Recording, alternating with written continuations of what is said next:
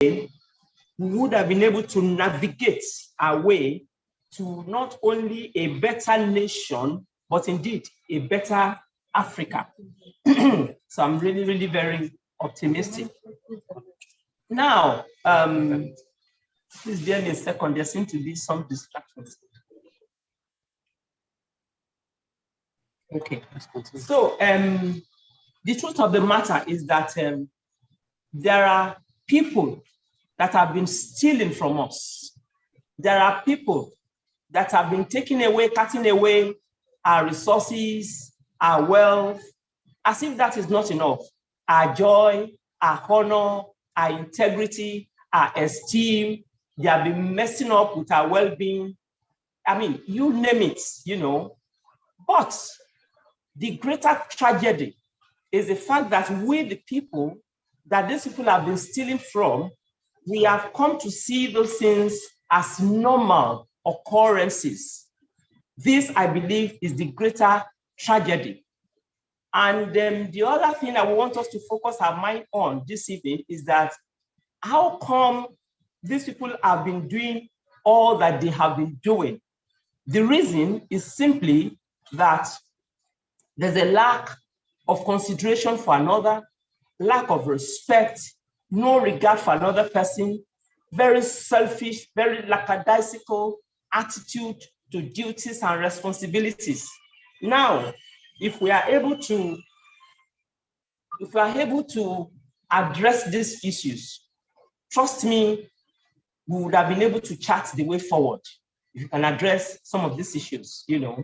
Then the other thing that I would like to focus our minds to this evening is also the fact that how come these people have been doing what they have been doing? They have been stealing so much with so much impunity. The reason is not far-fetched because there are no consequences. I remember my professor of jurisprudence back in the University of Buckingham. He said he will always obey the law. Why?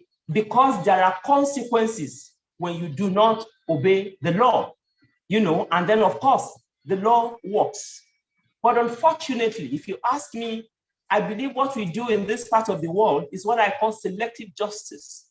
What do I mean by that? A and B, they have committed the same offense.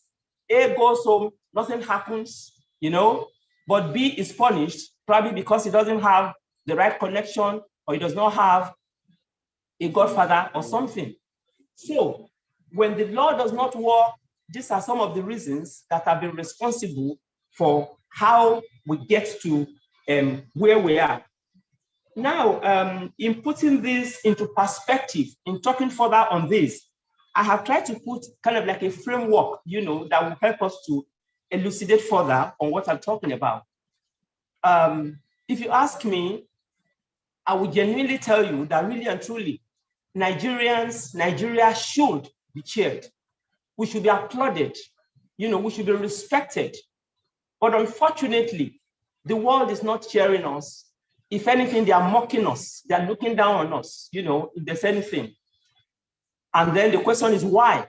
So to all these posers, if we are able to give answers to them, then we would have been able to chart way forward this evening. And that is why I said I'm very, very optimistic. Now, back to the posers. We should be cheered. We should be applauded. Why? For instance, let's start with our black gold. I'm talking of petroleum. As we speak, I believe Nigeria's petroleum reserve is rated at about the 10th in the world and first in Africa. And first in Africa, you know.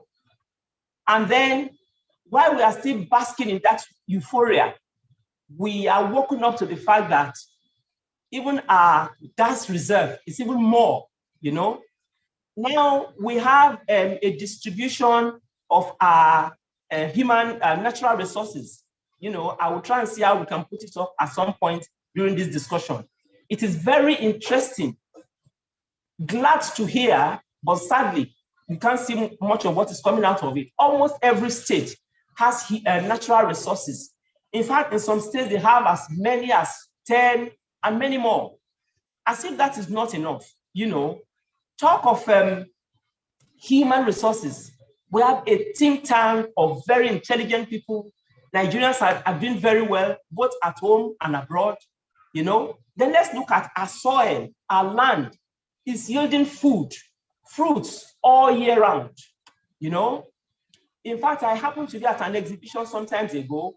I could count about seven species of mangoes. So for this reason and so many more, we should be cheered. But unfortunately, as I said, we are not being cheered. We are not being applauded. So we now want to look at the reasons why. Again, once we are able to dissect all this, we should be able to get to that place where we can truly chart a way forward for us. Where we can truly chart a way forward for us.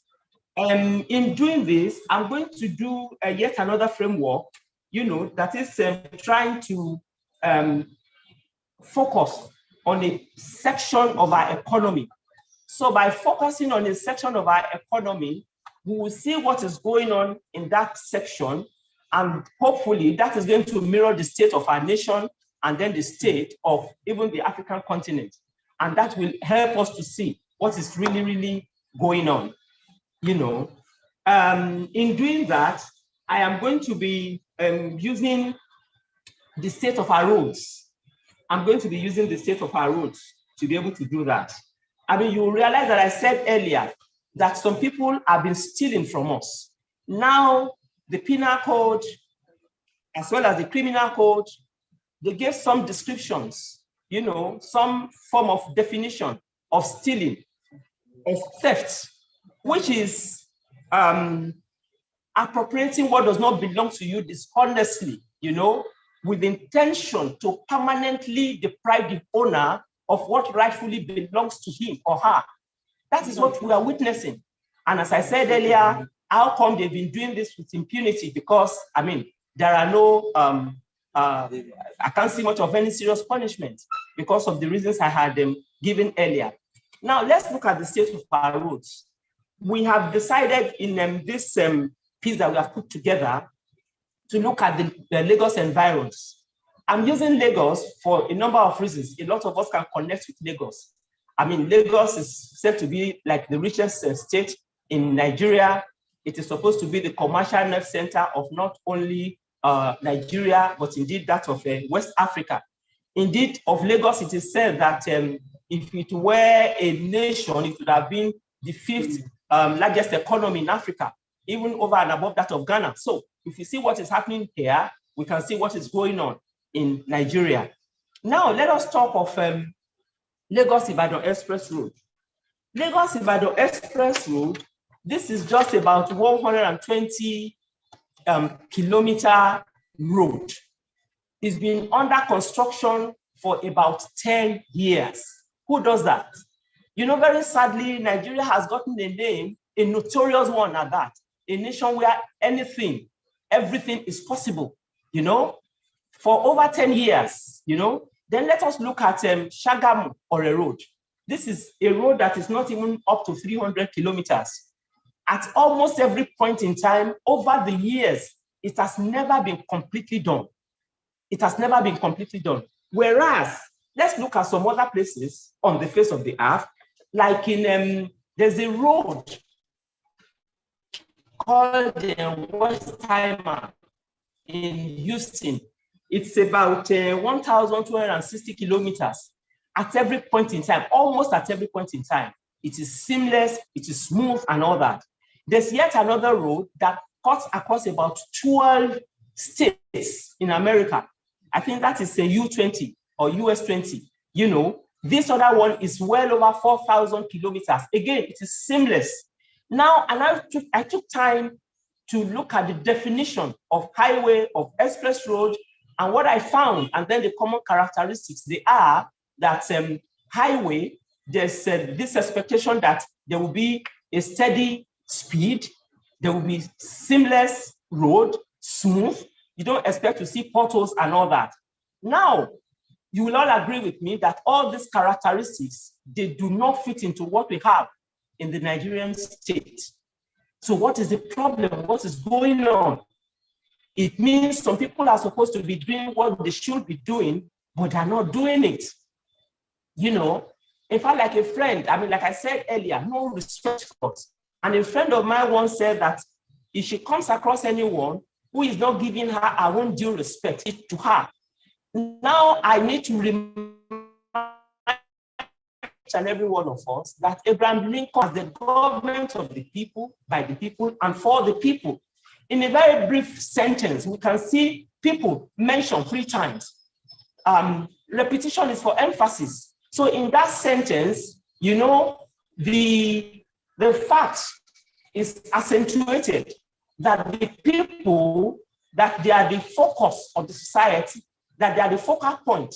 So how come we are not experiencing that here? So some people, they don't have respect for us. Some people, they don't have any regard for us. So that is the point that we are making this evening. It is time to begin to let them see the reasons why there must be respect.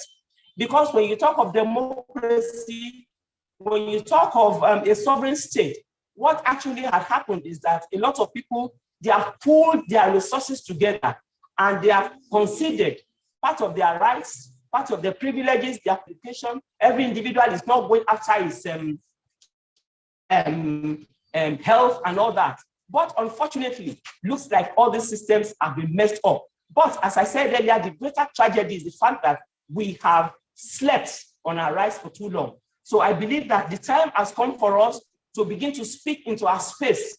When you see that something is right, you applaud it. When you see that something is wrong, let us speak about it. It is no longer time for us to keep quiet. Yes, we have witnessed what I can call a vicious circle for so long, but I think there has to come a time when we will say, no, there can be a better way out of this doldrum. You know, the other very important point that I need is that, for instance, look at the state roads. In fact, we can also talk about Badagry. You know, Badagry Express, like I said, sector of the economy to mirror the state of our nation.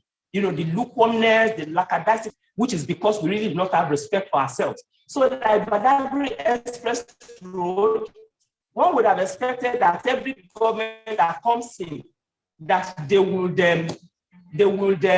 concentrate on the area that they can start and end during their tenure. But what have we witnessed? They opened up every part of the road, and today what are we witnessing? I mean, it's become a very notorious area. In fact, as I speak, a lot of these parts, they are just, they become in law. There's what we call local standard. If we continue to keep quiet, then we no longer have the local standard. We don't have the right to say these people are not doing this right. So we are going to use what I call leveraging on our figures, leveraging on our population, because the people are definitely more than those who are in government. The people are definitely more than those in offices who are not doing the right thing. So we are going to put them on their toes, you know. In fact, I will advise that the good works that Pastor Itwa is already doing on this platform, that, you know, a section, a fraction can be put aside where people will be dropping all observations.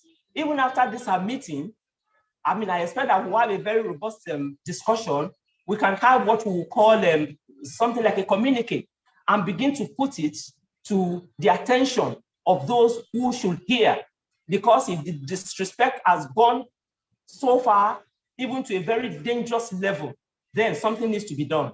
Now, talking about the state of our roads that I'm trying to elucidate upon, let us see the ripple effects and what is the resultant effects of this lukewarmness and wrong attitude to work. It has caused us preventable deaths. It has caused preventable loss of lives. It has caused preventable attack of terrorists, of kidnappers, because many of these roads, I mean, just so bad, you can't speak through. It is just, you know, dangerous points, and it's very easy for all these hoodlums. It has taken even so much out of the most expensive currency. You'll be wondering what the expensive currency is. It's not naira, it's not dollar, it's not pounds, it is time. We waste so much time. You set out in the morning, you want to do 5 things, you can't. You can only do 1 or 2 things. You know why? Because some people have been paid to do some things and they are not doing it. And then the greater tragedy, as I continue to stress, is the fact that we that have been stolen from, we see these things as just normal, you know. So there's so much to talk about. And then maybe as we go on during the course of this discussion, we'll say more, you know. For instance, talking into the space of transport, I expect us to say, okay, from like Ilubirin to Oworonshoki, how long will it take us to get there? Let's say 10 minutes, talking of in Lagos State. If it's 10 minutes, okay, let's see plus or minus 12 minutes. If it is not working, then we should speak out. It's not that we just stay on in the express, you know, on and on like that, or when election comes, they just mess it up again as if nothing has happened. You know, like they say, no one will cry more than the bereaved. So if things continue to go wrong and we are not speaking, then we no longer have the local standard because we have considered. But I think it is time for us to start speaking into our space and saying, no, if you don't respect us as the custodians of all this wealth and resources, then we have to let you know how to get things done properly, you know? And for instance, right away, with our experiences in Lagos, we can see that there's so much hold up and all that. One thing that I think we can even do right away, and I will expect many other contributions, is we can put like maybe about 2 trucks on the 2 sides of the express. And then we can have like 2 drivers in their offices. Then we have some very good maybe bike. So once there's a problem, you know, the driver will ride the motorbike to that spot, and then they will use the crane to remove that car or whatever it is that is causing an obstruction. So what I'm saying is that we can no longer allow things to go on as if nothing is happening, because if we allow it, then it will continue. Because I mean, we are the ones that should say no, thus far, no more. You know, we are the ones that we're expected to begin to say these things should be done properly, because these things are done in some other places.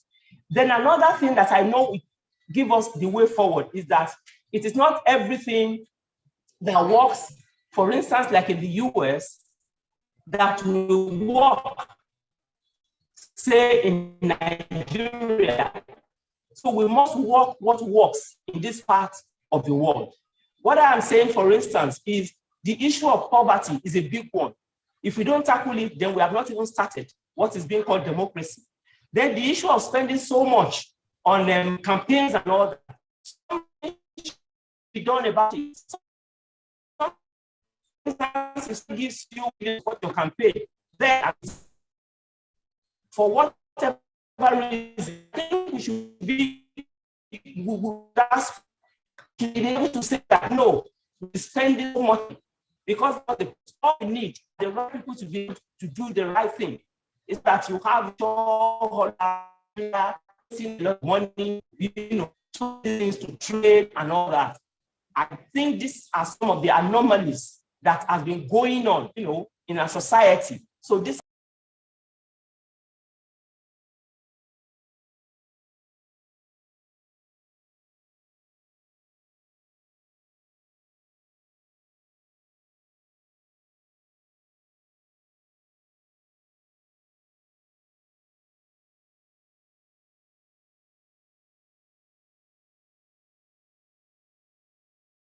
on the way to the airport.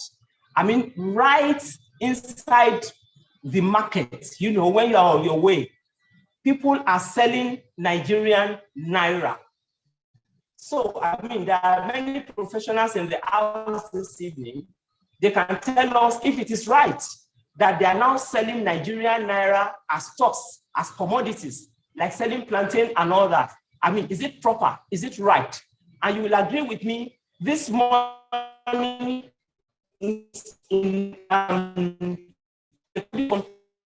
so then a very important thing that works out is that we begin to make to make it work, but work rightly. Now they clamp down on the people that are selling naira. The question that we should ask ourselves is that how did the money come out of the place? For instance, we have seen in so many elections they just give us some figures. It is not even the number of people that are even patient enough to wait on the line that they give us. We all need to begin to open our mouths to speak. Like they said a short.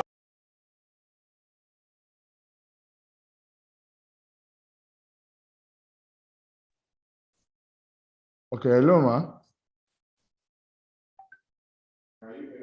No, I can't hear you, but I can hear.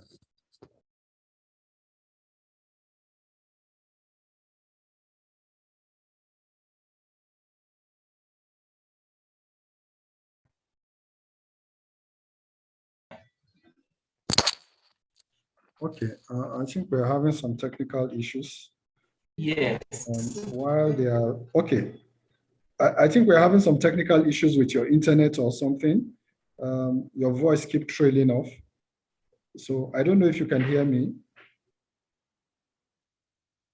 Can you hear me? Yes, I'm hearing you clearly. Okay, fantastic. Your voice Yes. was a bit muffled towards the end.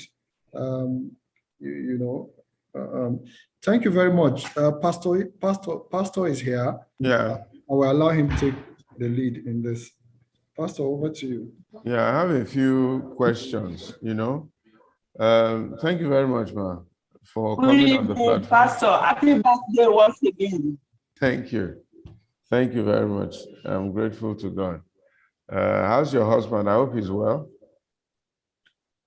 Yes, thank you. Please. And you are doing a great job, which I think is very encouraging. It Thank means you. that there is hope for us as a nation, as a continent. Definitely, there is hope, and we will not give up hope. We will not give up hope. You've said quite a lot of things, and you seem to have this particular penchant and interest in transportation and the road network and all that and all that. And it seems that quite a few of them are advisory to the government. They should set up some kind of stations, motorcycles here and there, and so on and so forth. But you know that on the, I think, 20th of October, 2020, our children were protesting against just simple police brutality, a loud cry to the government. And what they got in return was execution. Quite a few people have made comments here and there. The other day, the sheikh of some mosque in Abuja complained bitterly about the government and the president. Before the end of that day or the next day, they had fired him. He had been sacked. A few people make suggestions here and there. Before you know it, their lives are threatened, their businesses are threatened, their well-beings are threatened, and everybody is saying, keep quiet, keep quiet, keep quiet. So it is quite clear that we also do have a government or a series of governments who are not quite ready to listen to criticism or complaints and so on and so forth. What do we then do as citizens of Nigeria in that regard? You know, this expressway you say has been built for 10 years. It's almost 20. Since 1999, around the time of Chief Obasanjo, or shortly after, is when they first awarded that contract. Okay, nothing happened, and so on and so forth. I agree with you, the Lagos-Shagamu Expressway too. Some of the busiest roads in Africa just neglected and all that. So what do we do as citizens of Nigeria when all of a sudden your foreign exchange rate is moving up to almost 600 to 1? What do we do when your refineries are not working? Everybody has complained.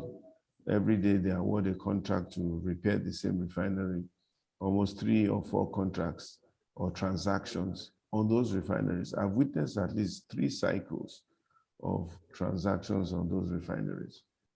What should we do as a people? And what should we do as individuals?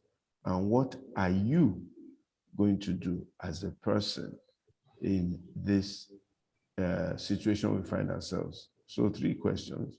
What do you advise Nigerians to do as a people? What do you advise each individual Nigerian to do? And what are you, Mrs. Omoyeni, going to do concerning our situation in Nigeria? Thank you, Pastor. You have, that's a very loaded one. First and foremost, what I was saying about bikes, what I meant by that is that we have seen the state of our roads that continually defies planning, hold-ups everywhere, which, by the way, is mirroring all other sectors, health sector, education sector. Like currently, there's been an endless strike here and there, you know, whereas whichever nation is toying with education, it's as if they are not serious at all, which is very, very sad.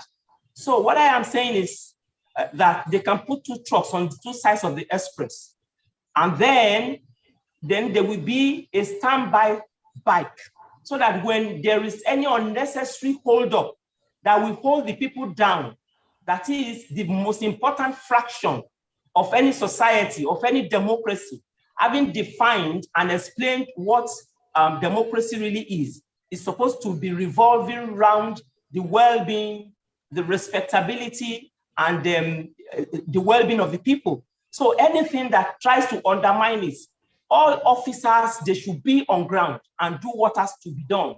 So things need not be seen as usual. So what I was trying to profile there is that we have staff in their offices that will make sure that they get up immediately and go to that point where there's a problem and lift that car or whatever truck is obstructing away from the place so that things can move on.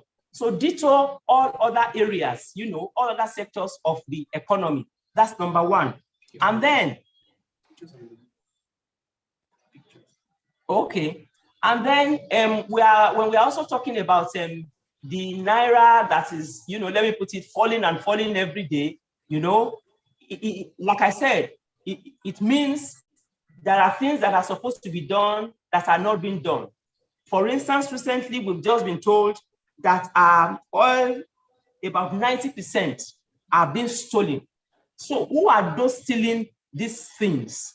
I mean, you will agree with me that they are not spirits.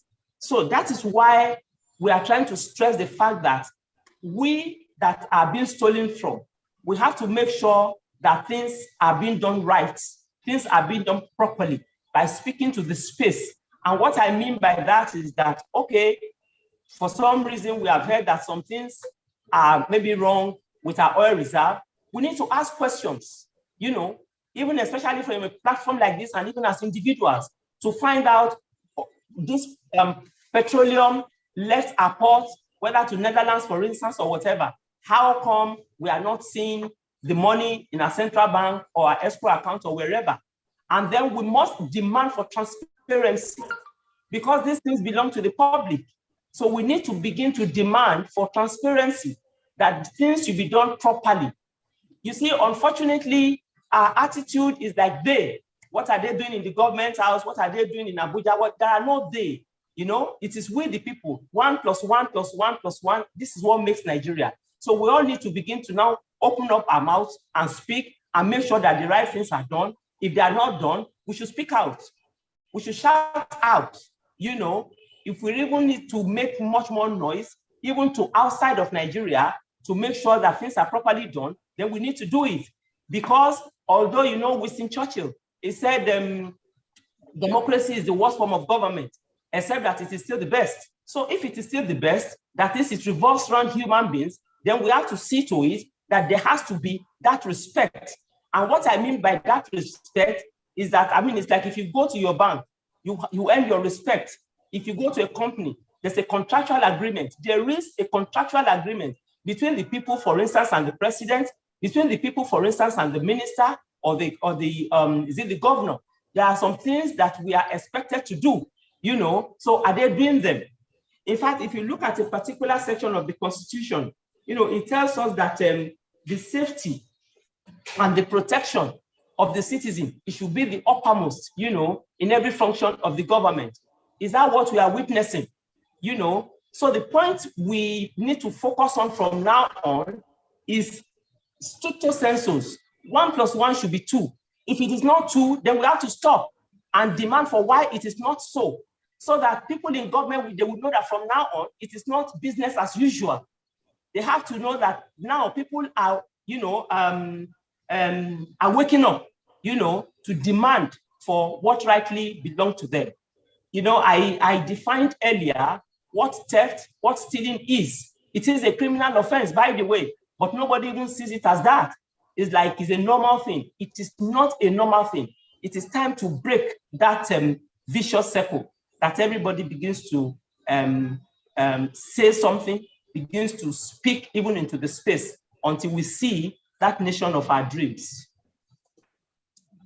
So your thinking, your comments is that we should all, at least at the first instance, begin to speak up.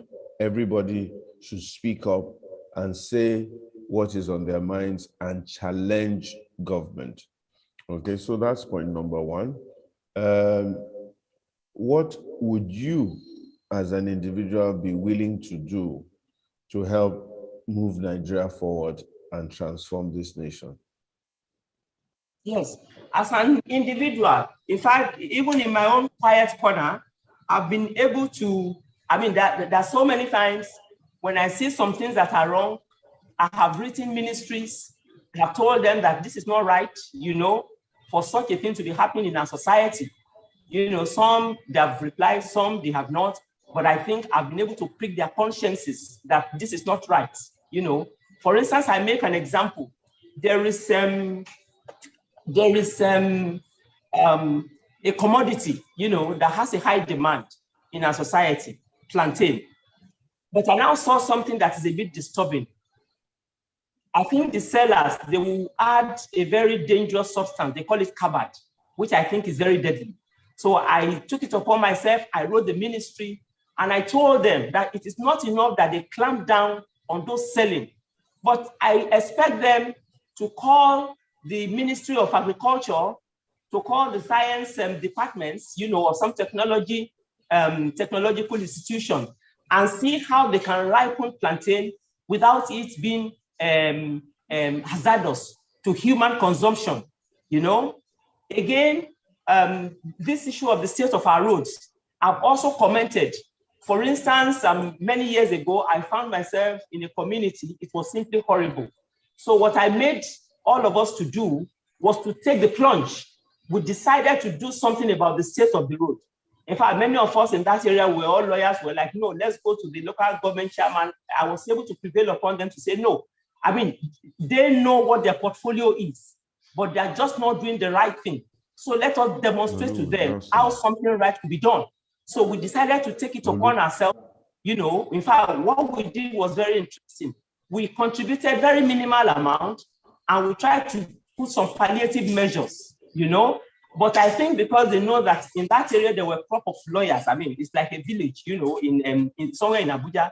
By the time I went back, very interestingly, Pastor, the road had been constructed. So what I am saying is that the era of just sitting on the fence should have to come to an end now. For instance, even this policy that is coming, even at the polling booths, there are so many things that happen. Unfortunately, they come in to harass people, to scare people with guns and all that. But let us leverage on our numbers. Let us leverage on our population. So when everybody stands to speak and say, no, this is not right. There are 20 people on the line. How did you come about 5,000? No? And we bring this out. So, like I said, this vicious circle will be broken. The vicious circle will be broken. So the top of it is that the wealth of this nation, the resources, they belong to the group that is called we the people. But if we concede, if we abdicate it, then you can no longer blame anybody. Thank you. All right. Thank you very much. 2023 is coming. Yes. Quite a few people have brought themselves forward for presidency. 2 major parties. A lot of people are thinking that the processes might not go right. If you're able to look into a crystal ball, what do you think will happen in 2023? And what kind of a leader do you think these processes that we're going through or seeming to go through now will produce? Yes, that's a very good question.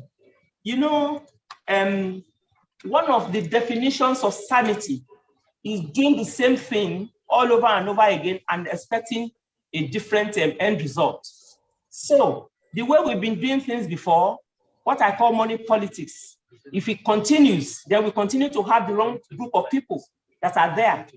I think we can put up a very strong voice to dissuade money politics.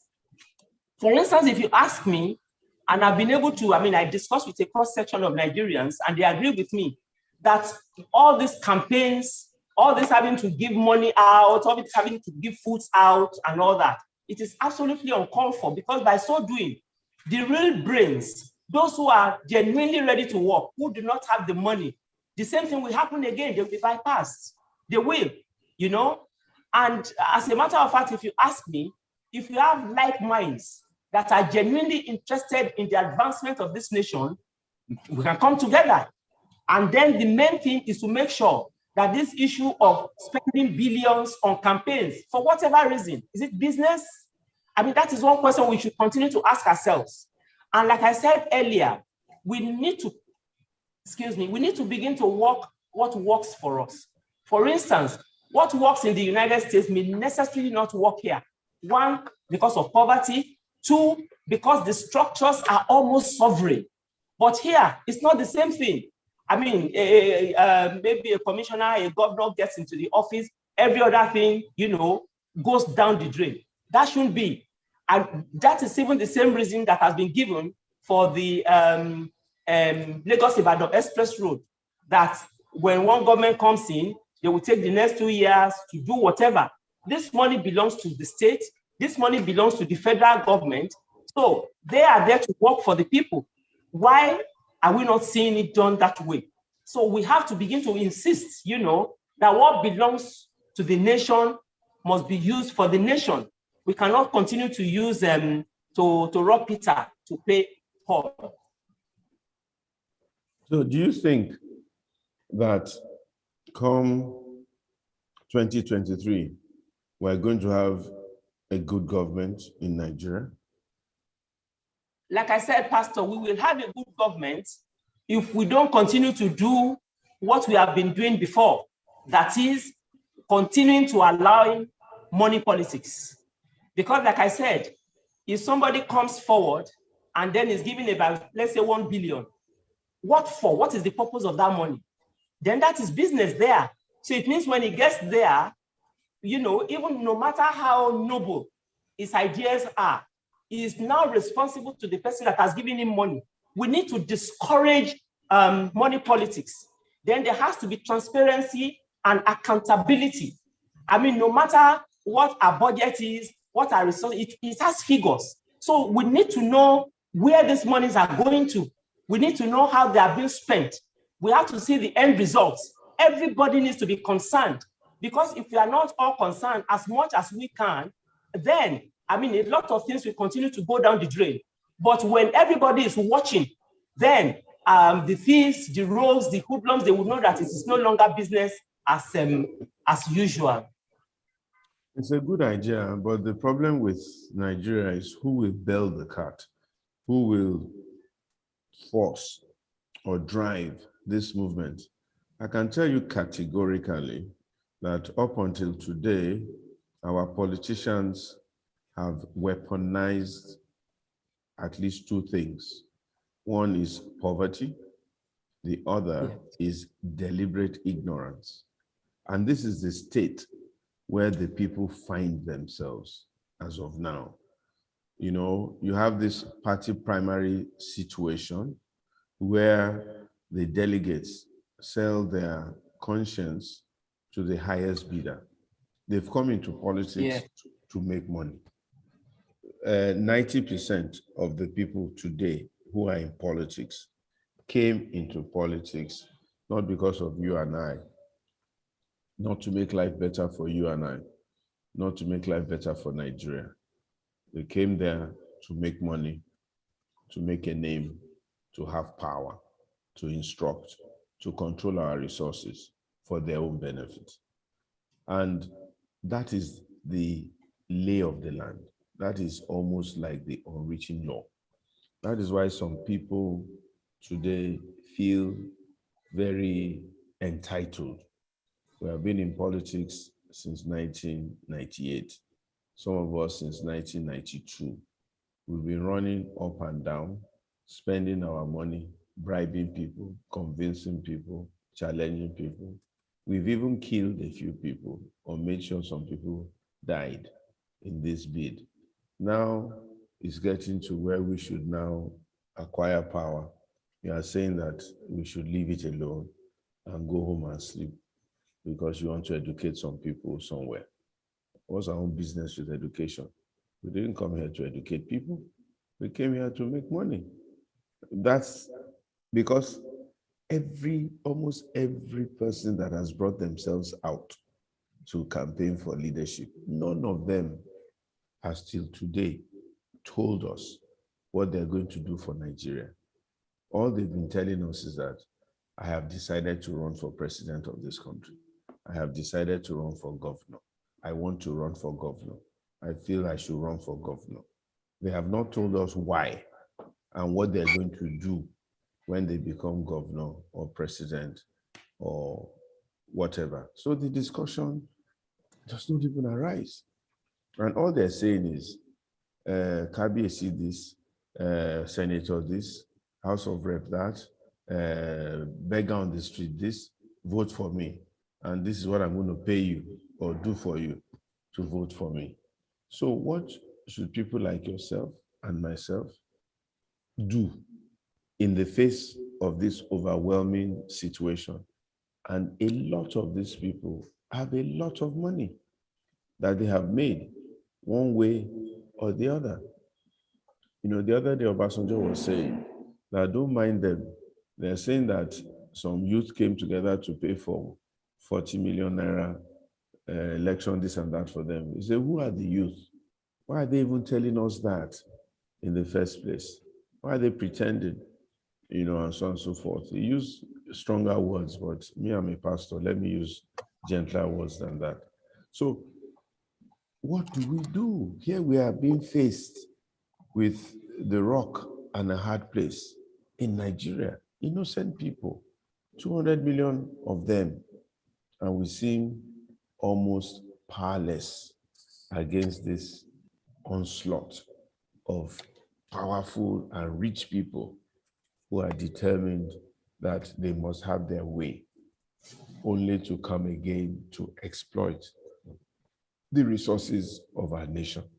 So I'm asking that in the next 200 days, which is about the number of days that we have, how can we galvanize ourselves? What response do the innocent people, the average people, have against this thing? In another few weeks now, they'll have their party primaries. And before we know it, the candidates will emerge who most likely bought their way into that emergence, not because of any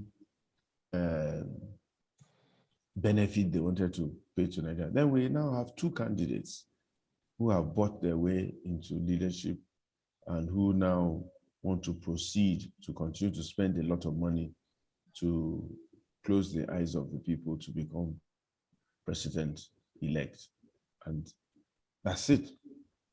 Come October or May next year, those will be your choices. What can we do as citizens of Nigeria between now and that time to try and galvanize ourselves or have a response to this? Or do we, one elder statesman, very, very important man in Nigeria, said, there's nothing we can do.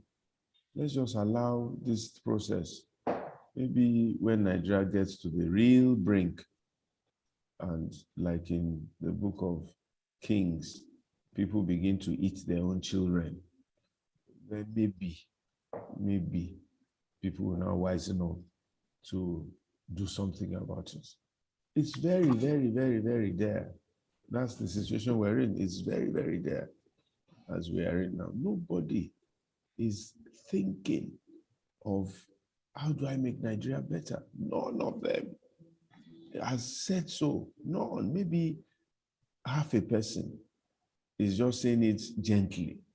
It's almost as though if you begin to say, I'm going to do this, I'm going to do that, I'm going to do that, people will say, oh, go away, you're speaking English.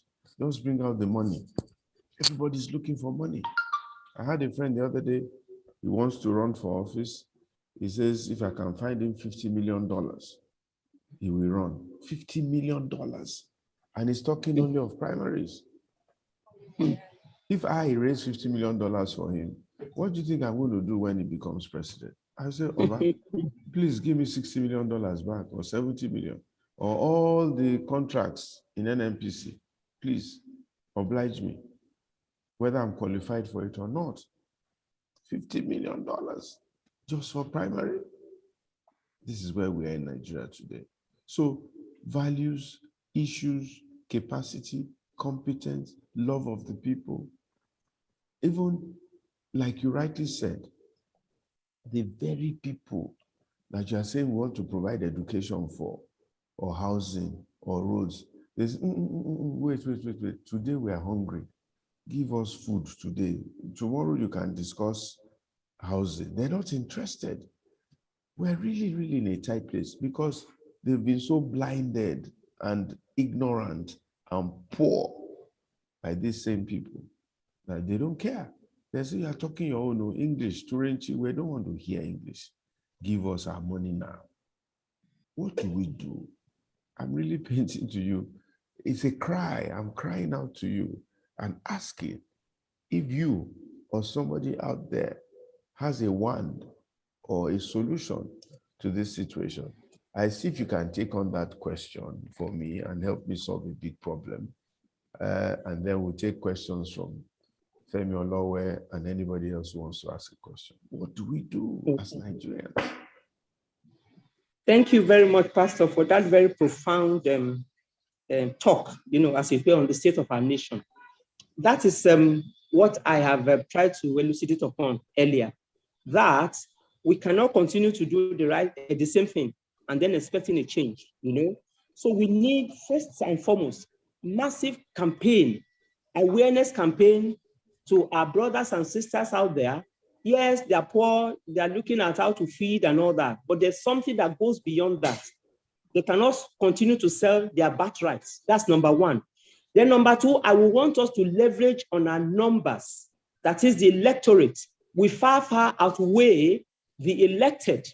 We far outweigh those in the offices, So if we pull ourselves together and we speak as one and try the best we can, those of us that see a little life, let me put it that way, to let them know that you don't continue to sell your tomorrow. You don't continue to truncate your tomorrow just because of 1 naira or 2 naira here and there. That's number two. Then number three is that let us try the best we can, which I've already started talking about, to discourage, to dissuade money politics.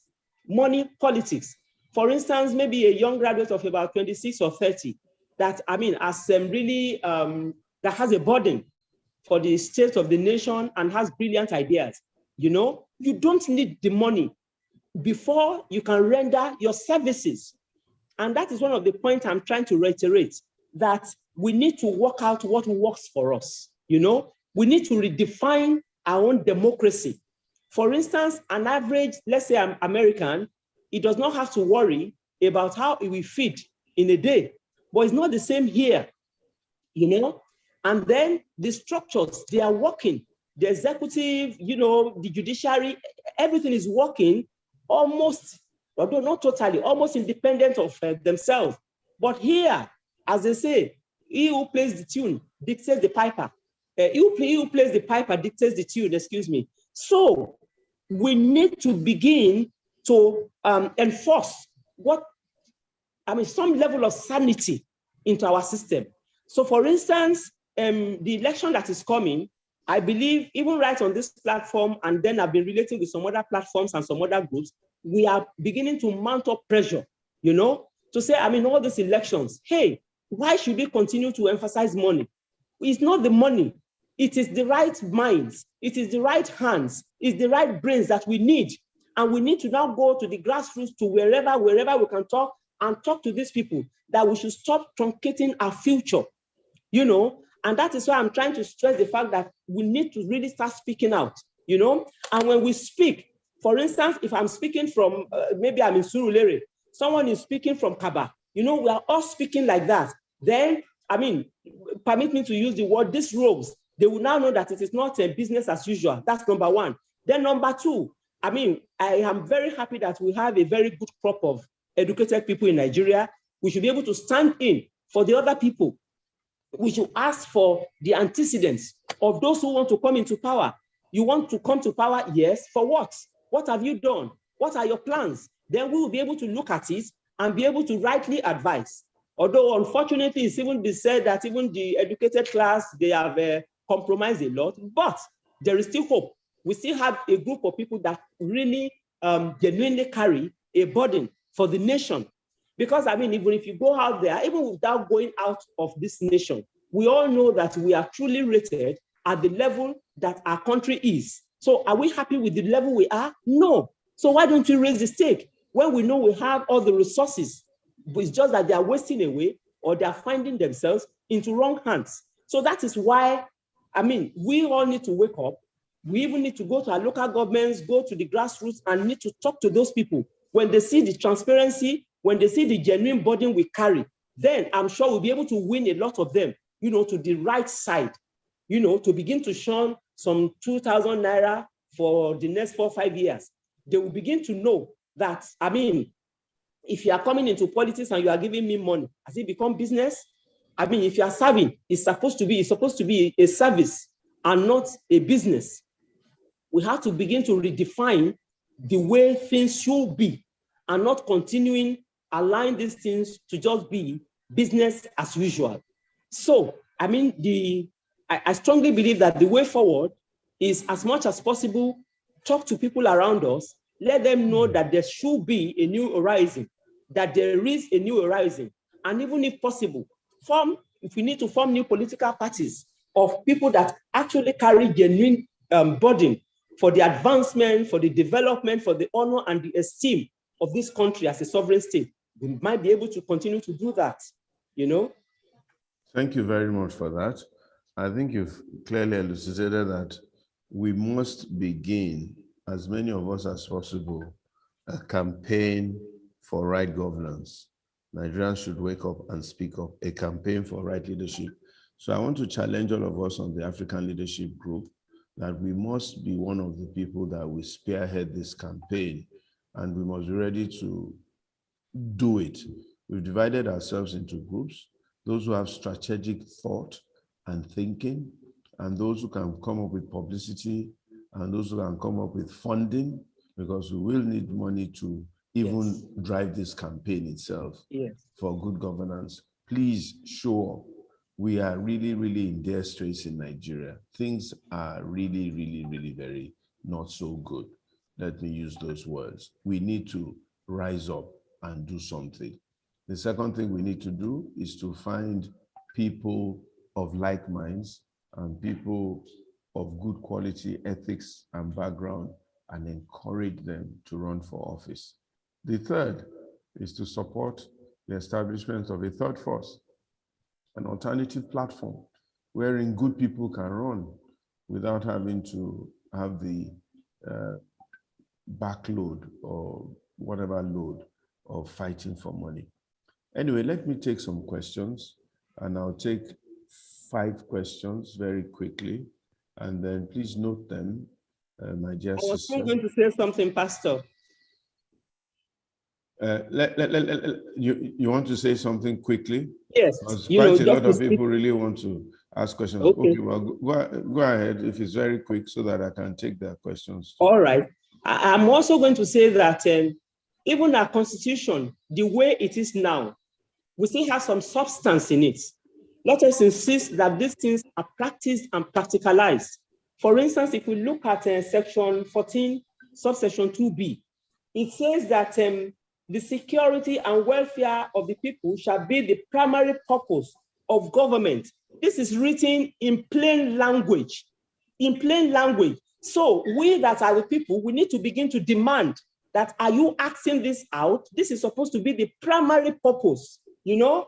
So you see, another thing is, if you ask me, Pastor, in the past like 2-3 years, if we have been speaking out, I strongly believe that some people that want to come out this time, they would have been shamed, because they will realize that the primary purpose for which they are supposed to be in that office, they have not done it. So it now becomes something like a rhetorical question. What do you want to go back to go and do?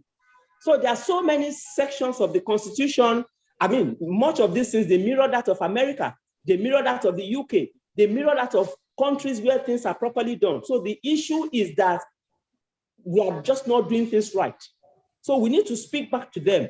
So you are in the office, you are talking of safety, you are talking of protection. What are you doing?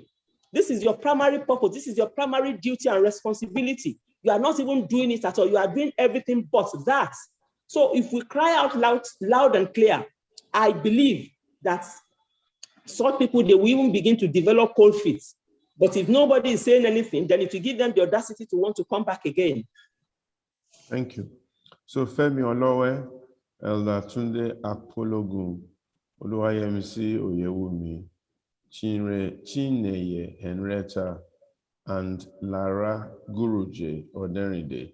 Please ask your questions, keep them short, or make your comments straight to the point, while our guest speaker will then respond to these 5.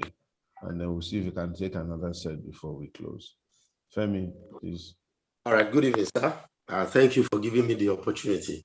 Okay, some of my points or comments, they are not questions, but I believe they will do us some good.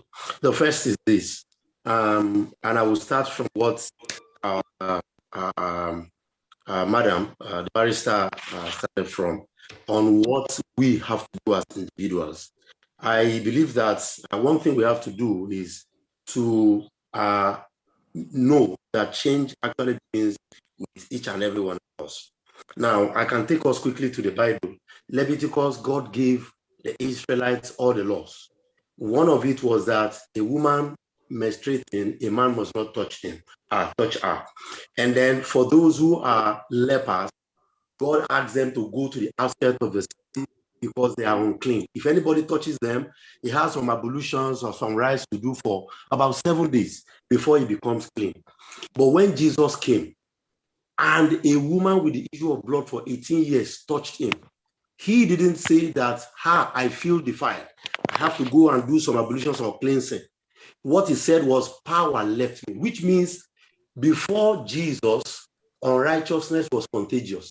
Right from Jesus, righteousness became contagious. So which means every one of us, people that we talk to every day, people we meet with every day in our various schools, various offices or where we work, we spend 50 to 60% of our time with others, not even with our household members. So we should try and make sure that by our action and by our spoken words, we change them. This is the first point. Second point is that I want all of us on this platform and anywhere we get to, we should stop celebrating mediocrity. I give you an example. Today, people say Lagos is working. That is working. This one is working. I see nothing working in Lagos. If Lagos, with such an IGR that the barrister mentioned, is still crawling on his feet, how much will be spent to tar a 10-kilometer road? How many of Lagos roads that are state roads are more than 10 kilometers, more than 20 kilometers? And when we hear how much they spent tarring this road or putting this road more terrible, you find out that they are off the roof. They don't spend it even in waterlogged area like Warri. So why are we saying Lagos is working?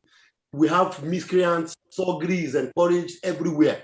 We need to stop celebrating, because when the Yorubas will say that when we start showing them, actually they will know that they have not done enough. And this is my second point. My third point is this, Pastor, I would like us not to make this platform a Christian platform. Yes, we have not called it so, but then many of the speakers, we talk about Christianity on it, but I believe this platform can do a lot. And I will give you a reason. Few years ago, I was in Yaba College of Technology. That was when I joined Christ Church. I came from Warren. When I joined Christ Church, I joined Moses Generation under Pastor Ben Atebe. One of the weeks, I was selected to wait on you. I saw you. I'm not hyping you. I'm not praising you. I really do not know the reason why I give a portion of my heart to you, Pastor. I was asked to wait on you. I saw, even after the evening service, how tired you will be. You will rack yourself like this on the chair till around 10 p.m. People are still trooping in to see you, to talk to you, needing one help or the other. I got to know all the 5 prison yards in Lagos through the prisons ministry. And if a can feed the nation, Ikoyi prison, Kirikiri medium, Kirikiri maximum, Kirikiri female, Badagry female, all of this we visited during when I was within 2 years or so that I spent there. And I also got married in Christ Church. In 2006, when I gained employment with Procter & Gamble and I moved to Ibadan, I know you've never had this before. And I moved to Ibadan. My immediate boss asked me then, because I work with a lot of expatriates, he asked me, do you have a role model? I said, I'm not a proud person. I didn't have a role model until 2005 that I got to Lagos. And I made up my mind that this role model is so person. He said, what's his name? I said, Pastor Ichwa. I said, he's not even aware that he's my role model. All his behaviors, they are all the things I think with, I have developed over the years. So I was so surprised seeing another man, human being, a Nigerian, putting up all this behavior, helping people, just being selfless in life. So I will say, Pastor, please don't let us make this platform a Christian platform. Let's open it up, let's expand it. And I believe it will touch Nigerians. The last point is this. You already talked about how we can help people actualize their dreams. I want to believe that, yes, I'm not saying we should make it a political platform, but however, it can become so expatiated that it can support political aspirations of people. And more so, we need to start making some of these recordings to be on social media. I think only few of us have access to it. Perhaps maybe the church platform. I've not seen it on church platform before. Hello? Yeah. Yeah, but I will advise that we start putting it on Facebook, where we have a lot of people on Instagram, so that people who wish to hear, to see it, they can go there and watch it and share it and like it.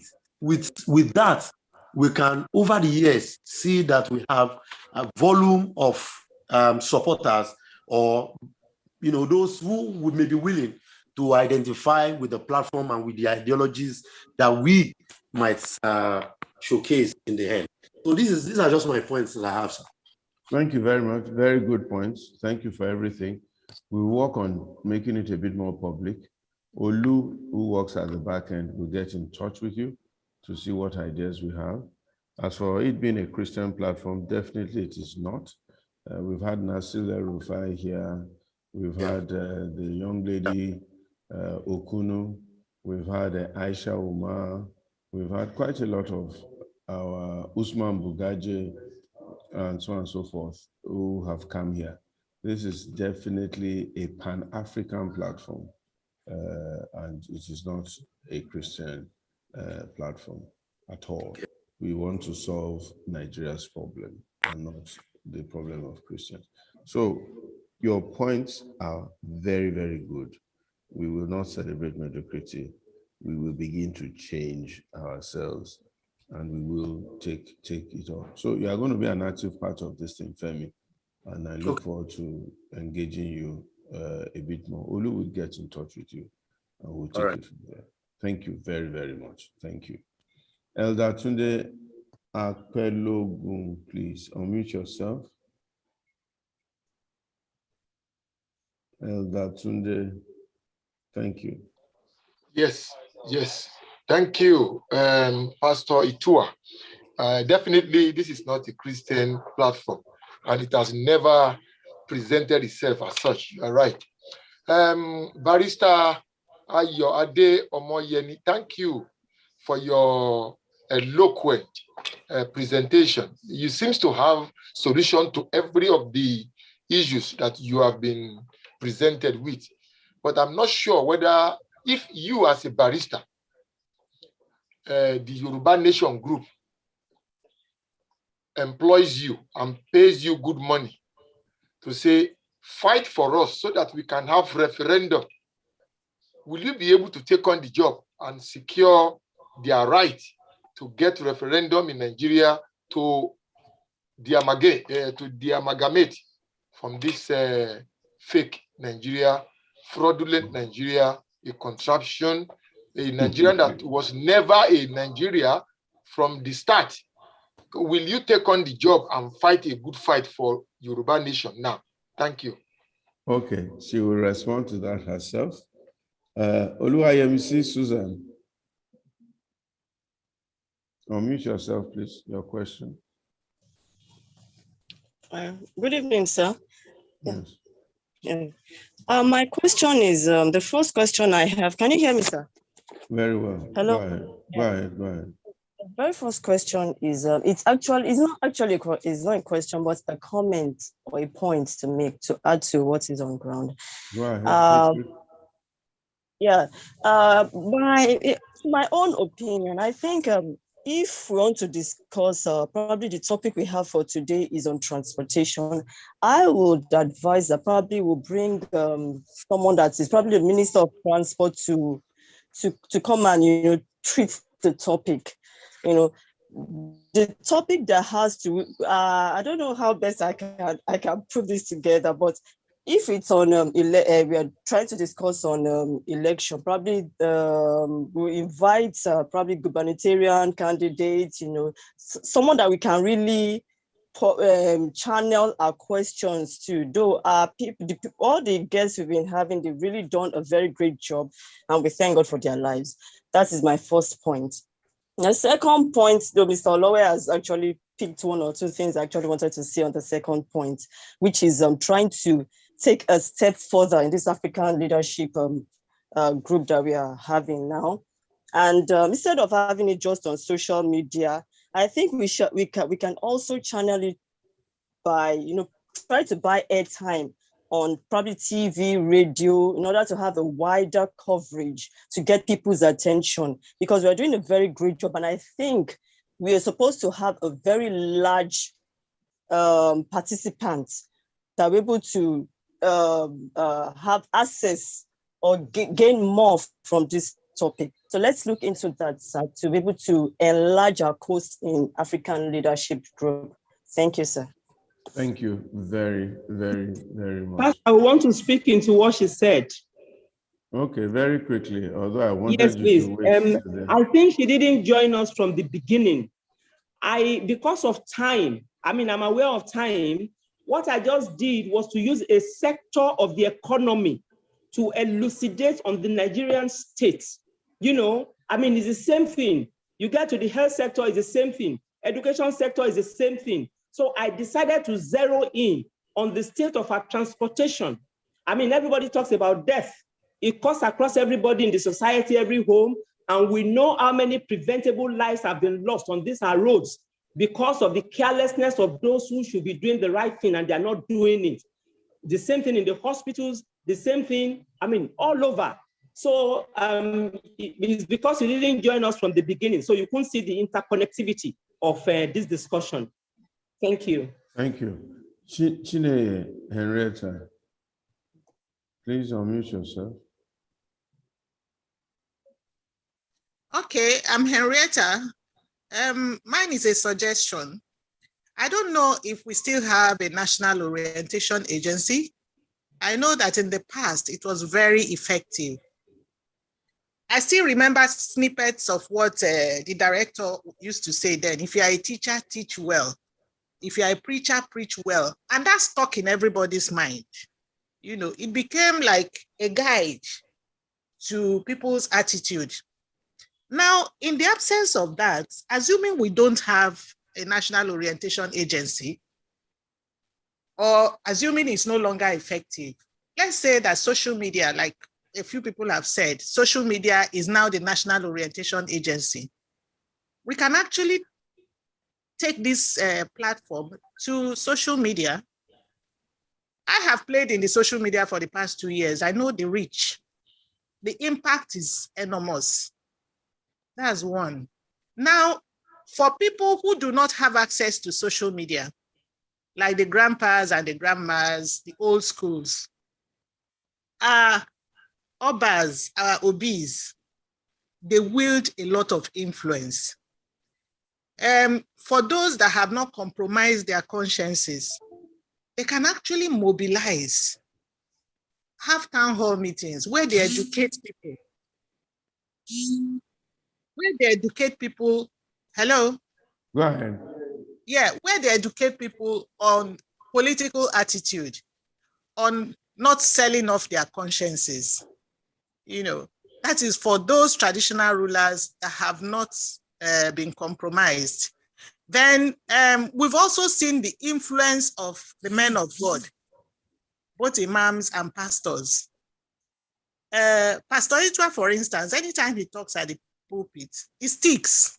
When you are living, you remember, you pick at least one or two things. Last Sunday, Pastor Adeboye preached extensively. In fact, I've never heard him preach so fierily about Nigeria. His preaching keeps resonating. Everybody is talking about it. That is the influence of influencers. These days, people call them influencers. You know, if those people can educate people on their attitude towards bad governance, Nigeria will begin to gradually change. Since we don't have an NOA, again, National Orientation Agency, these influencers can actually begin to change Nigeria from their spheres of influence. And then, you know, they begin to appoint people to go. In those days, there was a time my mother left me in the village with my grandmother. Early in the morning, a town crier will go around and inform people about what to expect for the day, or announce that people should converge at the market square. We lost you. Yeah?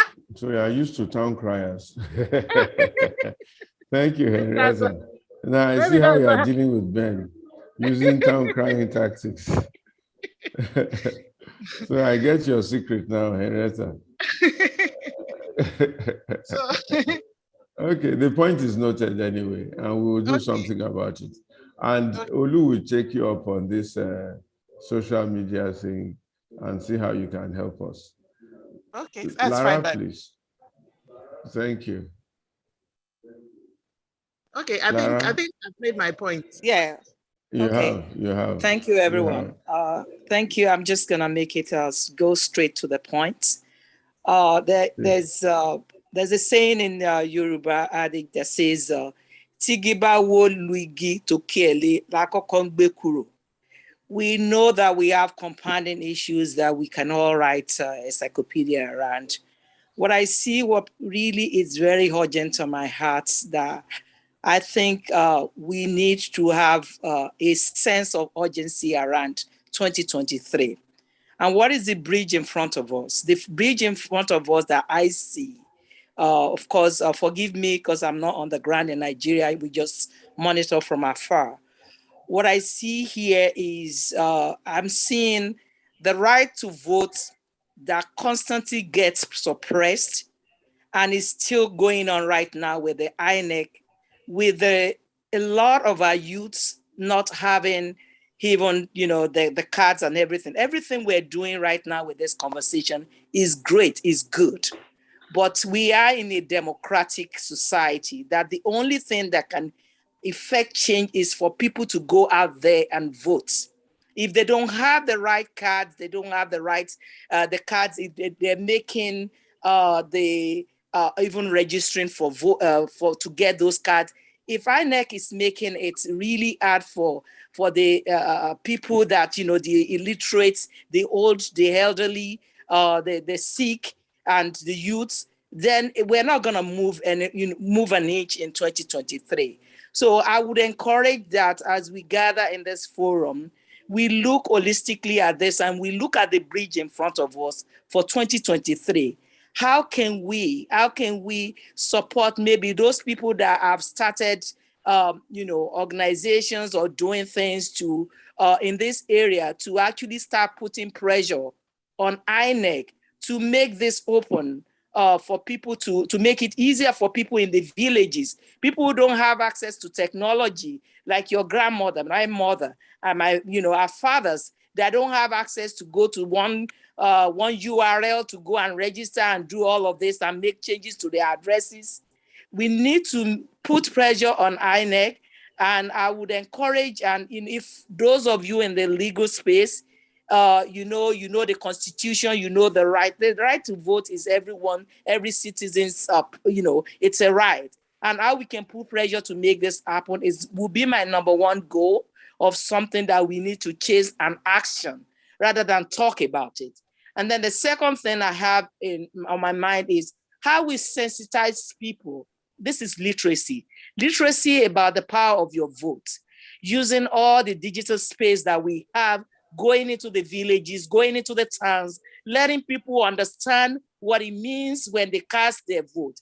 If we can use all of our energy, all of our frustration to evangelize this, then I think we can really make an impact. And the third force that Pastor Itua talked about can really be effective, because that's the only way I believe we can uproot our current political furniture, I call them. The current political furniture, the people who refuse to leave this space to actually make Nigeria work. Thank you. Those are my contributions. Thank you very much, Lara. Thank you very much. Well noted. Let me hand back to Mrs. Omoyeni to see her response to those, and then we'll take another set of questions and we close. Thank you, ma'am. Okay, thank you very much, Pastor. At the beginning, like I said I'm very optimistic that at the end of our discussion here, we will truly be able to navigate our way to a better nation. And a lot of those points have already been resonated. First is that we have to be heard.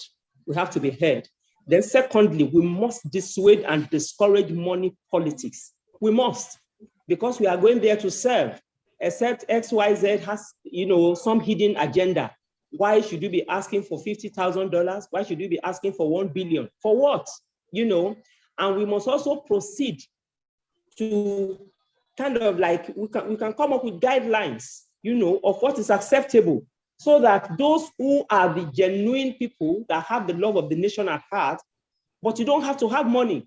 Like I said earlier, how can they still be able to play in the space, Another thing that I'm very happy about, which is something I've talked about earlier, that even on this platform, Pastor can help us to have like a table or a department. Now we can be talking of the social media where all of us will be speaking now, and then it will get to the ears of, I know that Pastor and so many other people can help us. And then while we are all speaking in the social media, let us now converge. Let's continue to be dropping something, on this platform to say, okay, this is what I just saw today. I mean, it is not right. Let something be done. Let us begin to talk. So, I mean, like I said, a short mouth is a short destiny, especially when for such a long time we have considered our rights. I mean, like I said earlier, when you talk of governance, what simply happens when you talk of jurisprudence is that people have donated part of their power, people have donated part of their inheritance, they have put it together because of synergy. These people are supposed to be servant leaders to go and help us out, but they have become fat cows. We have to begin to discourage that. So even while still working towards the next election, all hope is not lost. We can talk, let's see the antecedent of those who want to come out, and then let's put them on hotspot. You've been there for 3 years. How have you satisfied the session that we read earlier, that the safety of property and lives of human beings and people, this one should be the primary purpose of anybody in government. We should even put it back to them. You score yourself. If you score yourself, you would know whether you think you are eligible to come back again, you know. So I'm so happy. I mean, like they say, like minds. So if we are all here on this platform, it's because we believe in the person of Pastor Itua. And I know that we'll get somewhere. We will get somewhere because as a people, we have the numbers. So let us begin to leverage on the numbers. Thank you very much. Thank you. We'll take just 2 more questions, I think. Nireti Adebayo and Mike Ibezim. We'll take those 2 questions and then we will close. Mike and Nireti. Nireti, go ahead, please. Thank you, Pastor Itua. You've been listening to my sister, so I truly love the initiative. It's a great one. But like I always say, the rot in Nigeria has been woven into the fabrics of our society. And I love that you've created this advocacy group. And I want to believe that if we have more advocacy group, then we'll begin to put our monies where our mouths are. And what I mean by this is this. This is a great group and you command a lot of followership. We all know that. How many of these advocacy groups do we have? I mean, those that can actionize the things that we are talking about. Let's take, for instance, when Obama was going to be president, it started right from the grassroots and it started educating people. A lot of Blacks in America who had never voted for like almost 10 years before prior to President Obama being president, everybody came out, volunteers from every nooks and crannies of the United States. And what happened? He became president. Very unprecedented in the history. Now, what can we do in Nigeria? Because every time we talk about the issues in Nigeria, but I do not see a lot of actions taking place. What can we do? We have a lot of people who can go to every local government in Nigeria.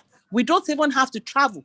So we may not be able to change Nigeria in 2023. I believe it's almost dicey to change Nigeria in 2023, but can we make an impact in terms of educating people, in terms of educating, telling people their rights? My sister spoke a lot about money politics. Now, what can we do?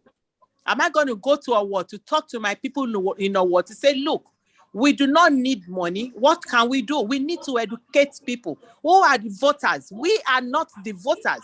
I have not voted in the last 10 years. I'm in my 50s. I have not voted in the last 10 years. So who are the voters? The voters are those, the less privileged in our society, who do not know jack about electioneering, who do not know jack about politics. But all they are interested in is just that the government will put food on their table.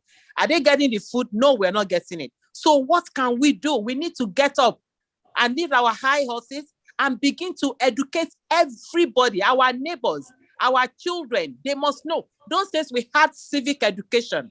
We had civic as a subject. Those ones will tell us our rights, the rights of the government, and those that are ruling us. That has been eroded. We don't have that anymore.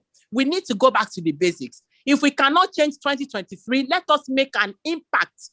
If we're going to change in Lagos, if we're going to change in Oyo State, we're going to change in Anambra State, let us do that. Those drops of water would definitely make an ocean. Do we need huge amounts of money? No. 1 naira here, 1,000 here, 500 here. As many volunteers as possible should begin to educate within the sphere of our influence. I believe we can go far with more advocacy group, with more education, and with more action. So I truly want to thank you for all that you're doing.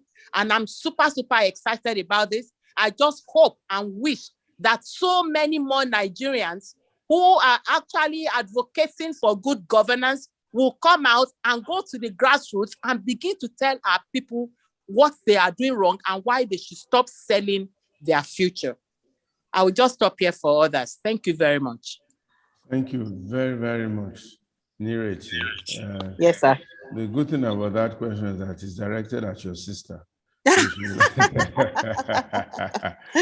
So she will answer you. But nonetheless, let me say that I'm going to come after you and I'm going to make sure, first of all, you get your, what you may call, voter's card, PVC, if you haven't gotten it, that you vote. And you sound very strong and very passionate. So we're going to Owo to start talking to everybody in Owo that Niriti says, come out and don't sell your vote. We all must get involved. You know, we all must get involved. And that's one of the ideas behind this platform, to get people like you interested, excited, passionate. And, you know, I kept on asking your sister, what are you going to do? What are you going to do? We've come to the point where in Nigeria, everybody must rise up and do something. You sweep your compound, the whole nation will be clean. So we're coming after you. I hope you're in Nigeria. You sound like you're abroad. But wherever you are going to work and make Nigeria a better place. Mike Ibezim, my good friend. Okay, thanks so much, Pastor. Okay, very wonderful. Thanks so much. Okay, I guess you can hear me so well. Can you hear me well, everybody? I can hear you well. Okay, good. Thanks for the platform. Okay, I'm so impressed with this platform. In fact, I didn't even know about it. I just saw it today. I said, I have to this thing. It looks wonderful. Okay, and so we need to make some kind of more adverts about it. It's wonderful. Okay, yeah. You really, you know, we know you so well and how you love Nigeria so much. So when we see you, we are following your back. We are following you. I'm really passionate about Nigeria. Nigeria must work. Yes, thanks so much. Okay, but quick comment. Okay, basically, I think the lawyer has spoken so well. I'm so impressed. I didn't know I could speak like this. Okay, you know, you're my friend, Ayoade Omoyeni. I didn't know I can just. I was so happy that you spoke so much with passion for Nigeria, and I'm so happy for that. Okay, so we have some kind of question for you. Okay, number one is poverty in Nigeria is so much. People are hungry. When you say, I want to go and vote for somebody, you know, don't take your money. Don't take care. People are very, very hungry. Okay, and you think, okay, I'll give you food to eat, but vote for me. Is that an issue? Is that just an issue? So when I find a way, how do they eat and still vote? You know what I'm saying? How can we be done that people are hungry? Say, don't vote for anybody that give you money. Meanwhile, you're hungry. So what is the approach? How do we address that matter? People are very hungry. They want to vote with their stomach as a kind of a priority. That's one question. Number three is this, okay? Now, people are talking about Nigeria. I know people are not happy with Nigeria, I understand, okay? But when you're outside government, you criticize. But when you're inside that place, you do the same thing. So is there anything that happens that you're outside and criticizing, but when you're inside, you join the crowd? What is the I don't understand. It's funny. You stay outside and talk. When you go in there, you join the crowd. So when can we get people who are real in governance? For me, it's an issue for us, okay? Thirdly, you know, the elites are out there criticizing, okay? But on that day, they don't even want to vote. People are not, in fact, somebody called it sit don't look. I remember the late Chief Ige, he says they call it sit don't look. You are looking and talking and doing nothing. So it's just like, it's just every day people are talking, but go and participate. They're just watching. So you need to find a way to bring them in. Then they come in and participate. It's beyond talk. Let us now walk the talk. You need to find a way to people are talking. You come in and help us out here. Okay. Now another issue is that people are, you know, I know Nigerians are, they can talk, but to do the right thing is the problem. I was somewhere in a program somewhere. So I kind of a men's fellowship. I said, people who are here, if you are going outside now and there's traffic, you know, what happens to you? You can follow one way. They say yes, they follow one way. So me, I was surprised. So you want to follow one way. So what is the way out? We need to find a way to move forward. We are beyond talking. Get everybody involved. You walk the talk. So for Pastor Sayo, help us and just let me hear your view on this matter. For me, I'm concerned. I'm kind of concerned. So please hear it out. And I'm happy. Thanks so much. Okay. Thank you. God bless you. All right. My name is Omoyeni. Can you please respond to those questions? Okay. Thank you, Pastor. I think the very first things first, and I think one of them is to begin to make sure that we make the law to work. You know, like I said earlier about my professor of jurisprudence, he said they will always obey the law because, I mean, if you do not, I mean, you are punished. Now, in our system, we just have a situation where a lot of people, they do so many things and they just get away with this. So by so doing, even others that would have loved to do the right thing, they are encouraged to veer off the right road. So the law must work. And then one of the posts that we posted earlier is a situation where in Oshodi now, they are now selling the Nigerian Naira. In fact, I would even want us to speak into that space. Is it right? Is it proper? If it is right, okay. But the fact remains that we now go to the banks now, we can't even get any new notes, it's all stinking notes. So if it is now a commodity, maybe some other monies should be put into the banks where it actually belongs to, so that customers can have access to it, you know? So we are in a society where anything, you know, just works, anything can happen. And then the important point I'm even trying to make is that I don't know those who may be on the platform this evening, but I will be disappointed if they go to Oshodi and clamp down on those who are selling. That is not the point, you know? I mean, there's a saying, when a child falls down, he looks ahead, you know, but the elder will look, you know, where this thing is coming from. This is a show, a practical demonstration of the decadence of our society. Anything just happens on and on like that. So, I mean, these are things we need to begin to speak to. And then another reason why I think we should begin to speak, there are so many people that are victimized every now and then. We just drive past.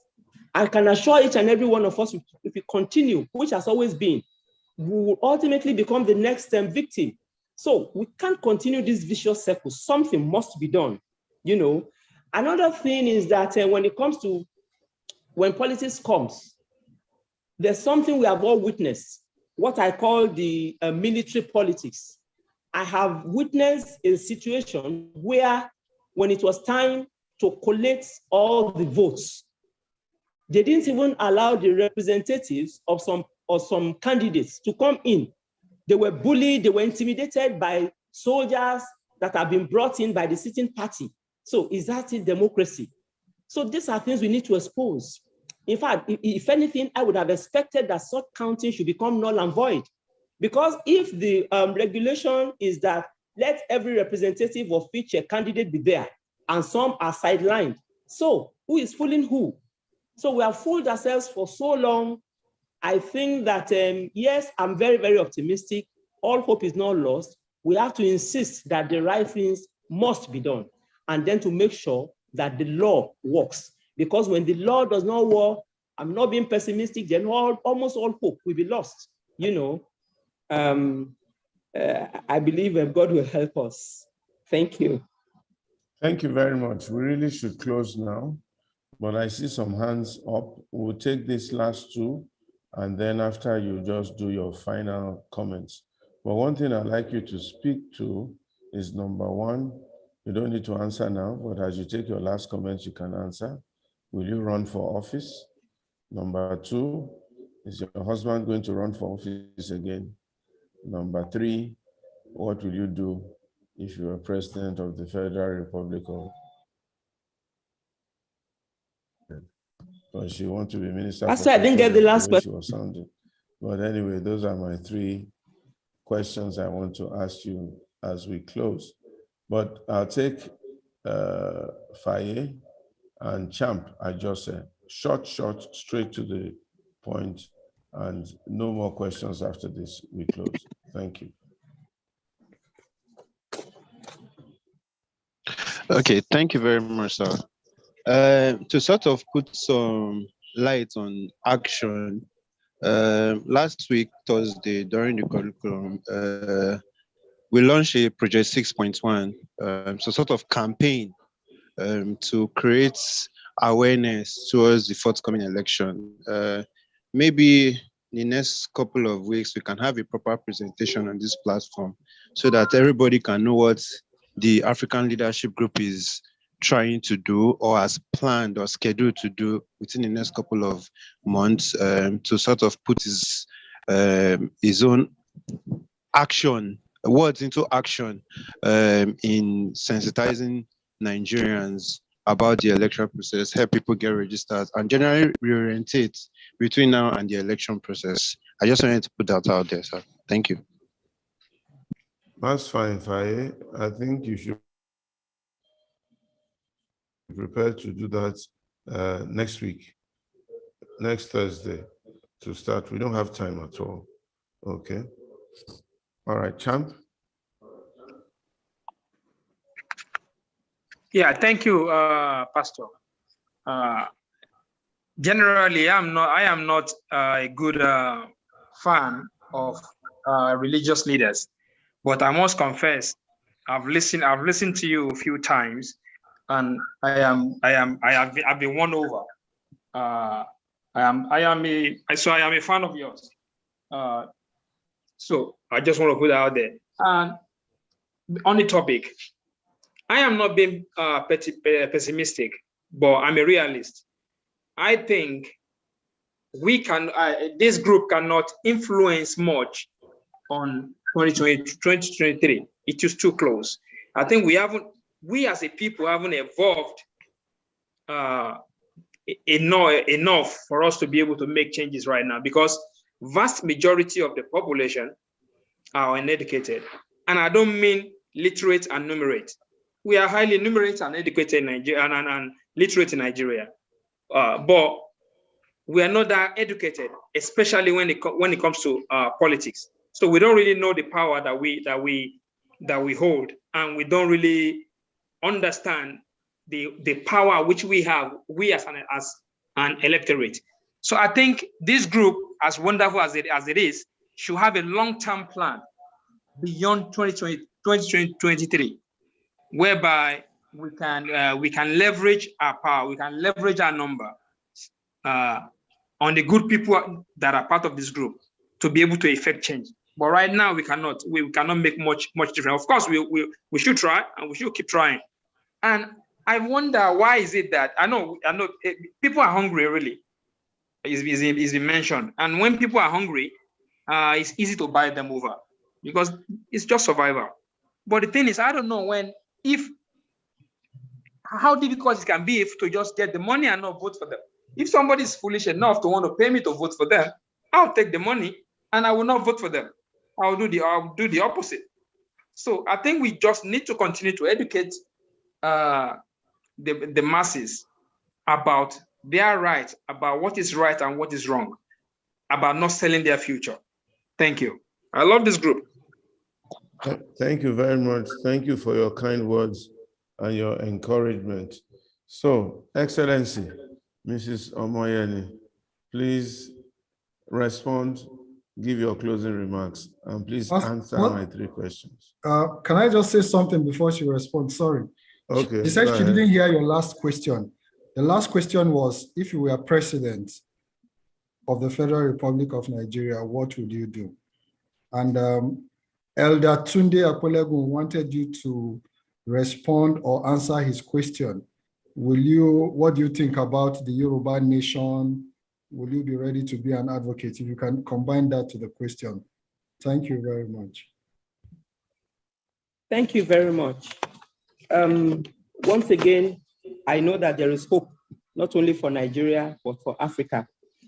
I want to start with what the last speaker said, that if people can be so stupid enough to give out money, we can take the money and not vote for them. You have not been to polls where they are voting. Do you know what happened? You know, most of those who give out money, many of them are the sitting government, sitting officials. So they have the police on their side. They do something incredible that you cannot believe. Policemen are there with the officials of those parties. They will make sure that you vote for them because you are taking money. It is that dirty. It is that dirty. So, I mean, what is going on in Nigeria is simply unprecedented. But I know that, we can leverage on our numbers. We can leverage, on the fact that we are much, much more than the elected. That's number one. Then back to Pastor's question. He said, will I run for office? Pastor, it will interest you to know that I would have been the first female president at the University of Ife. My mates, they really harassed me. They said, Ayo, what are you doing? Get out there. We will support you. We'll do that. And I felt, okay, if you want me to do it, why not? And then I had to do my mental maths. I had to do more reading and all that, because back in school, they all called me Okoro. And then I now decided to ask more questions, and I got a shocker. And trust me, I've not got over it. I mean, like they say in Coming to America, the first reaction is always the best reaction. I've refused to get out of it. And I was told that, well, we know you are very good. I mean, you are always standing on the side of the truth and all that. Fine. But you will need to buy food for some students. You know, there are some students that are this. I'm like, what? I will use my pocket money to buy food for students, but I'm supposed to go and serve, you know? And from that time, I made up my mind that, I mean, we are in real trouble, you know, as a state and as a nation. So I will only run for an office if I am not going to spend my 1 naira to buy Ankara or buy food for people so that they can vote for me. I will never. I would rather go to motherless babies home as I am now, which I do, help people with my little resources to help out people. For me, it is more rewarding. I mean, that's number one. Then number two, I'm somebody that, you know, I'm very, very, do I say proud of my conscience, that I can always lift my head high at any time. So I wouldn't want somebody to come and give me 1 billion so that when I get to office, he will call me and indirectly reminding me that he gave me 1 billion. So I have to give him some this, some that. No, I will want a situation where, I mean, it's going to be an open tender, and whoever is able to win the contract or whatever is the one that is given. In fact, I've had a lot of frictions with so many places where I've worked, where a senior officer wanted us to give it to somebody because he knows that person. And I insisted, you know, I said, well, this is my portfolio. The right thing has got to be done. I mean, we have advertised, let the right thing be done. So for that reason, except, and I know we can get to that stage, again, we can leverage on our numbers. For my husband, I don't think so. I mean, he's a technocrat, and I think he always wants to do what he knows how to do best, you know. Even the kit he went in as a technocrat. So that is that. And that is why even what he did, not many people have been able to do it. When he's called back to his professional calling, he left. And people are like, what? How can you leave such an exalted table? I mean, he is a technocrat. If I am a president or the president of Nigeria, then I will make sure that it will be an all-inclusive government. That's number one. I will make sure that, having understood the essence of democracy, that it is about the people. I mean, they are the focal point, they are the center point, they are the bride, they are the toast. I will make sure whatever is to be done is properly done. And it will be done for two reasons. You know, the first one is that I am always going to go back to be part of the people. I mean, when I go back to my house, I'm not going to be flying. I will still fly the roads. So if I do it well, I'm actually coming back to it. Then number two, anybody, whether you are the president or you are a laborer or whatever, you are rated at the level where your country is. So I'd rather we raise that stake, you know, and that we all do it together, because I believe that any serious-minded person at every point in time, you have something positive to contribute. I mean, just like what we are doing here. So let us all contribute, let us all put it together so that we can actually make, you know, that proper advancement. And trust me, I have hope in this country. I believe what we just need to do is to cross our T's and to dot our I's. You know, if we can discourage money politics, you know, if we can discourage it, I know that the right people will begin to come in. If you can discourage this, what I call military politics, then, I mean, military can be there, but it's just to make sure that proper things are done, but not to go there to go and be intimidating people, because really and truly, we are the people that put them there. You know, it is the money of the people that are being used, you know, to pay them in the first instance, but they have turned against even the populace, which I think is very, very unfortunate. I think I've spoken to that space, Pastor.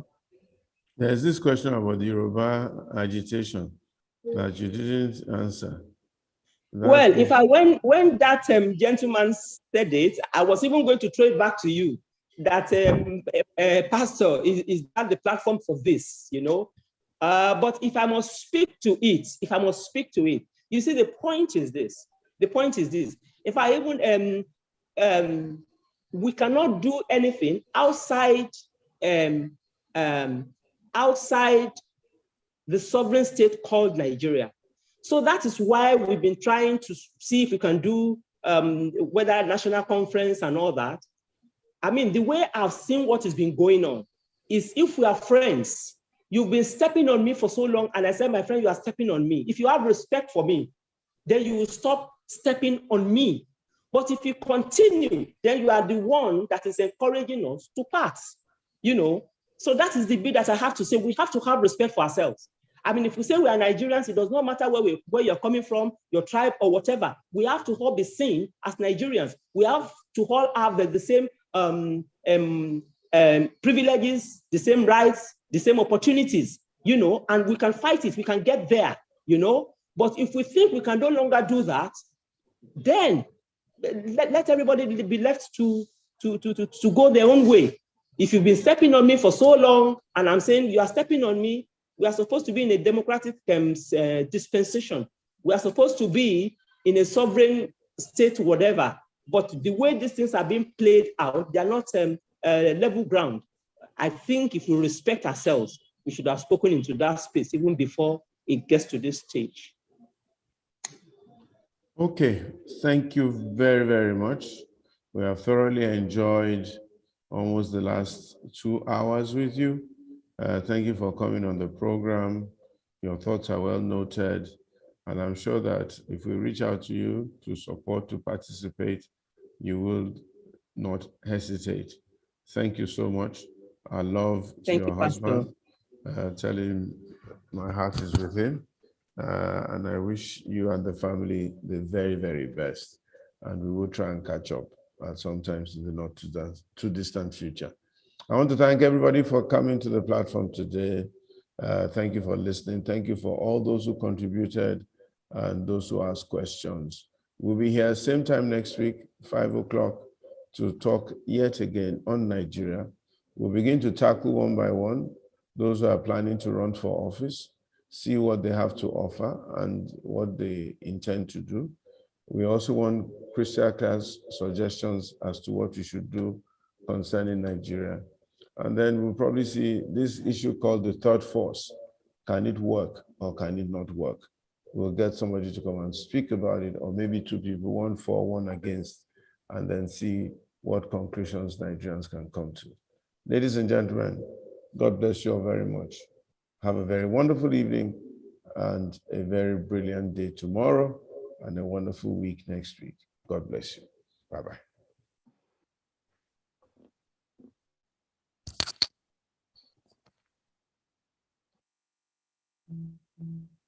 No.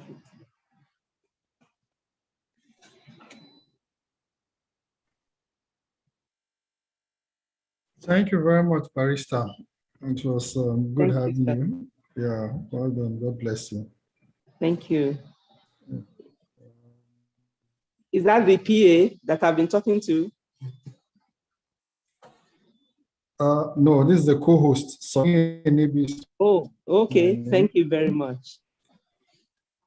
I started the interview. Okay, yes, I recognize the face now.